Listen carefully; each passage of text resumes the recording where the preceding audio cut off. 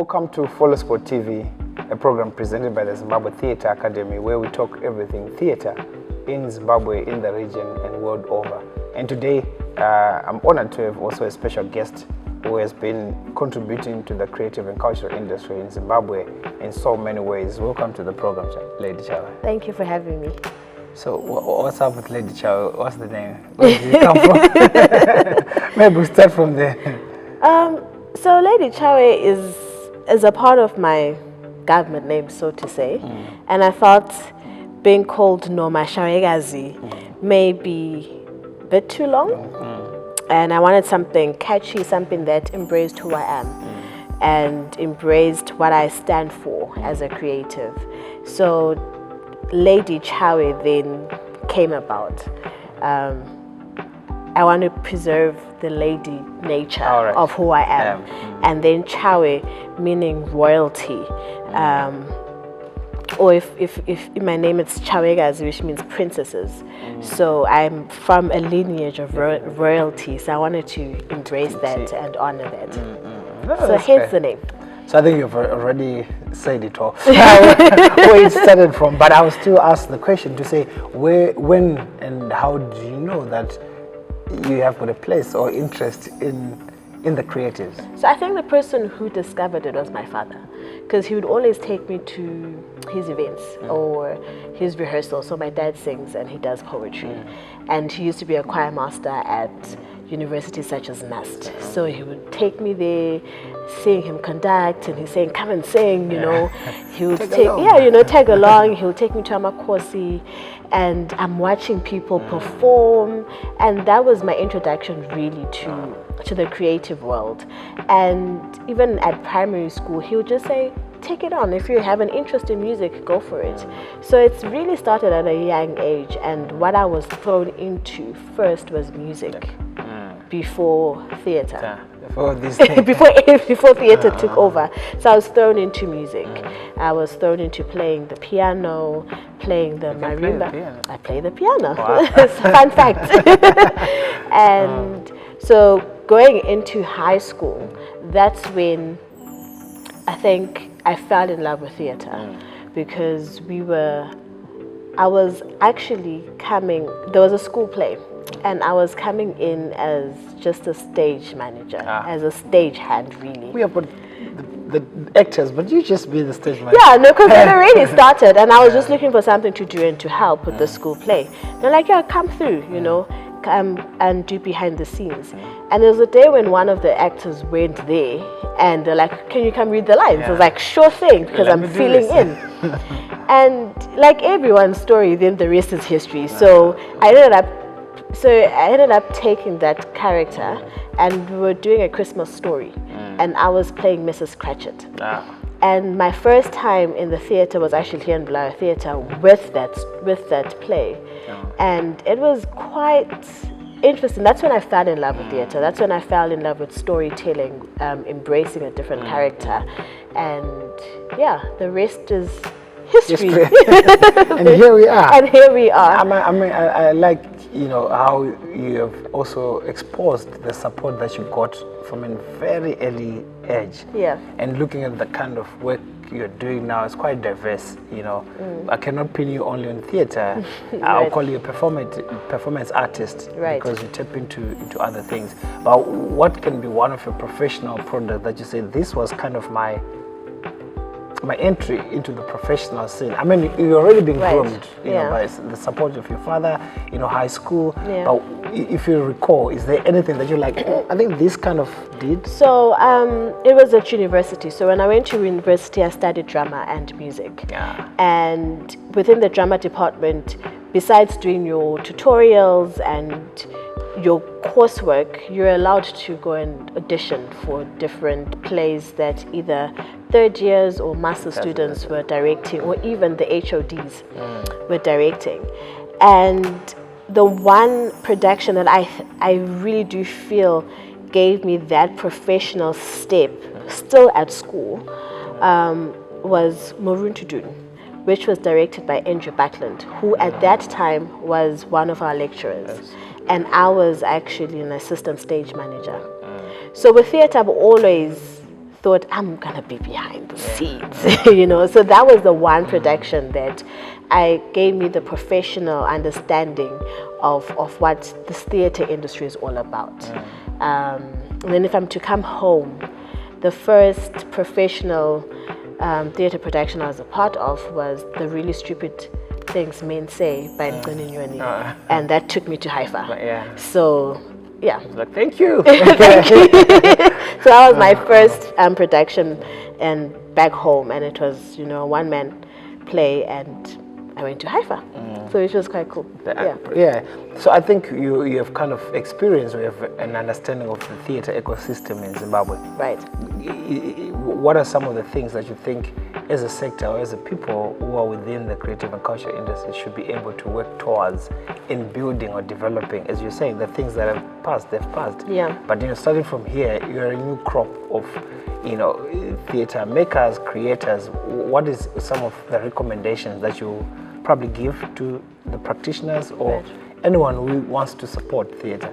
I would say collaboration. I think number one would be collaboration. So collaboration in thought, collaborations in execution, collaboration in skills. So we tend to say, I will write, I will direct, I will produce, because it's easier. That has been the easier route within, you know, the ecosystem in Zimbabwe. But if we collaborate, and I'm like, okay, let me write, and then you direct. Someone else produces. Like we're going to do. Like what we're going to do, you know. I believe it will take our theatre community to greater heights. Above collaboration, let's take risks. You know, I'm such a firm believer in what I do as a performing artist. Just to take risks. If it works, it works. If it doesn't work, it doesn't work. You know, like I'm so keen to see us use mime, use shadow, you know, theater techniques into our theater productions. I'm keen to see people explore site-specific work. You know.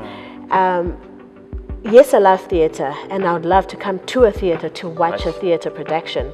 But there's so many spaces in this country alone that can provide a theater experience. Hence, like, let's explore site-specific work. So I think those two things, collaborations and taking risks, could actually enable us to take our theater forward. And I think also telling authentic stories. What are the stories that people want to know about within our own context? Are we going to always try and borrow from, you know, South Africa or Europe, you know? But we've got stories that speak to who we are, and that can even help preserve the essence of who we are as a people. So I think if we also tell authentic stories that can live longer than us, stories that can say, once upon a time there was a Lloyd, and he told these stories that are still relevant to 3 generations to come after us. I think I like the issue of being authentic to ourselves, and also collaboration. I still remember we were part of the home conversation during the COVID, where we collaborated in having conversation of what other young people are doing around the world. And if there was a play in Zimbabwe that I've watched, which one do you say, oh wow, this kind of speaks to me or interests you? It might not be the best, but you'll be like, if given the other opportunity to bring it back to life, I would probably do that. So this is one of my all-time favorite musical theater productions, and it's Zambezi Express.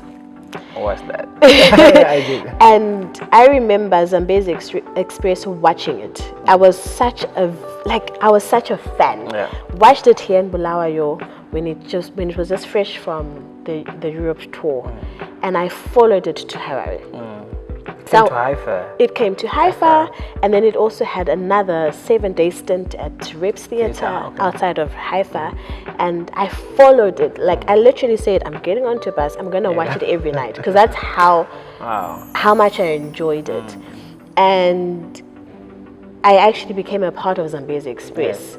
Like, I became one of the performers, and I acted in it. And I think that's one musical production that, if it were to come back, it will mean a lot to not only myself, but to a lot of people. I watched that. It was powerful. And it was an authentic story as well, a story about a person who has dreams, like who doesn't have dreams? It's universal. It's universal. A local story, but with a universal appeal. Exactly. And it has got the whole theatrics, like it encompassed everything. When we're saying collaboration, taking risks, that's what Zambezi Express did. And I think it's still relevant. I know you're also part of the Zimbabwe Theatre Association and Yes. the International Theatre Institute. I think with those institutions, which, or beyond that, who are the theatre practitioners that you've worked with within the Zimbabwe theatre scene? So most of the guys that I've worked with have come from Bulawayo. From outside Bulawayo, I've worked with Gertrude. She's came on as a director for a production called Blood Tongue, and she shared some of her insights. So that was actually quite exciting, because I remember knowing her from a distance and watching her work. I'm like, it would be nice to get to know her. Now she's quite close. Within these two associations, I'm working with Zaza, working with Zenzo Nyati. So Zenzo and I have actually shared the stage a couple of times, which was also quite nice for me, because that's like a different generation. And we look up to you. We look up to you, and now we're actually, doing stuff together. But I'm looking forward to working with more theatre personnel. I've never worked with Teddy, for example. I'd love to work with Teddy. We are going to work together. So, watch out. And to work with different actresses like Charmaine, not Mudau, Charmaine, the Harare Charmaine. Mujeri, yes, because they both have M. Charmaine M, which one? Also work with Charlene Mangweni Furusa. So these are just people that I want to work with. Bob. So Bob and I have had conversations to say we want to work together, but we haven't quite actually done it. So to either share the stage, or we are collaborating behind the scenes, working together. Just to mention but a few. I think you've heard it from Lady Tshawe, a journey, probably the things that she's talking about in terms of collaboration, being authentic. But lady, there might be a person out there who wants to start to tap into the world of theatre, or within the creative and cultural industries, or performing. What would be your kind of words of advice to them? I think for me, I would say to you, find the purpose within your passion. Passion alone isn't enough. Like people always say, talent alone isn't enough. But being passionate and the purpose behind the passion will actually propel you to greater heights. It will give you your why. Why are you doing this? Why are you waking up each morning to go to an audition and then be told you didn't make the cast? Why are you waking up to go to rehearsals and the director is on your case giving you notes after notes and you feel like you're being picked on? Why are you waking up each morning to try and embrace another character that you're failing to connect with? Your purpose will give you your why. It will give you the reason to pursue your passion. So once you have purpose, I feel that's one of the key ingredients in pursuing this. And secondly, I think have a good support system. Have a support system that will support you when things get tough, because the journey is not easy. This industry is cutthroat. But if you have a support system, you know that you've got people that you can cry on, that you can lean on. And that support system will also help you when you rise. So if you have those two, I feel like your journey in the industry will be slightly easier. I'm not promising, It might be. It might be. And if you're fortunate and this is what you're supposed to be doing, some of you may be fortunate enough to just make it and glide through. And that is also a blessing. So embrace that. And those who are not gliding through, like some of us who didn't glide through, and stay in there. Stay in the trenches. It'll be worth it. You'll have a beautiful story one day. And every role that you get, big or small, do it like it's your last one. You'll be remembered for your last performance. So whatever you get, do it to the best of your ability. All right, so I think you've heard it. I think a lot of people have been talking about passion and talent, but I think what is really striking now is the issue of the purpose, the why you're doing the thing, and also continuing to give it all, be it small, be it big, because as you rightly said it, people judge you based on your last performance. Right. So I think even if it's just last walking past the stage, it will count. So thank you so much for your kind words, and we're happy, and hopefully we can collaborate soon. Yeah. And because I think Zimbabwe is a very small country for us not to be collaborating. True. So watch out, we don't know. Maybe it's just us wobbling and mumbling here and nothing comes out, but we hope that something fruitful would come out of that. And thank you so much for your time and the work that you're doing. I know you've got a space that you're currently working on, and with some girls, I think that when they're off season from school, you're also kind of capacitating them with skills and networks and also collaboration. Right. And hope to see you at the Mitambo International Theatre Festival, the show this year. Yes, let's hope. Either I'm coming as a volunteer or as a performer, I don't know. But thank you for having me. As a director. Or as a director, who knows? But thank you so much for having me. No, thank you so much. So here we come to the end of the Follow Sport episode with Lady Tshawe. Keep following for more episodes that are coming, and you can watch also the previous ones. Please subscribe if you're interested in our programs, and thank you so much for watching. Bye.